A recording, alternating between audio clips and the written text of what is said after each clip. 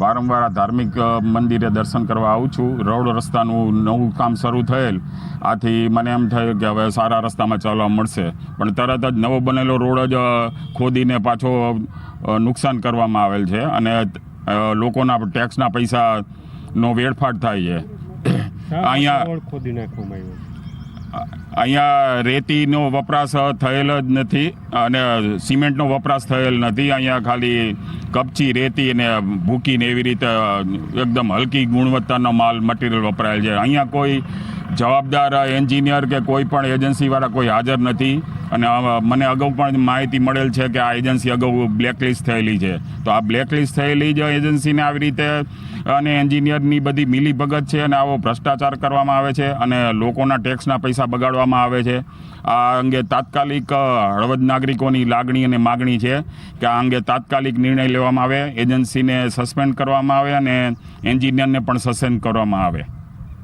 હું જનતાને ઉજાગર કરાવવા માગું છું કે આજે 64 કરોડના જે રોડ પાસ થયા છે તેનો ભ્રષ્ટાચાર, જે શણેશ્વર મંદિર, મહાદેવ મંદિર પાસે જે તળાવના કાંઠે નવો રોડ બની રહ્યો છે એ નબળી ગુણવત્તાવાળો કે જેનામાં માટી ધૂળ જ છે અને આરસીસી કહે છે અને હવે પાછા તોડે છે, બરાબર.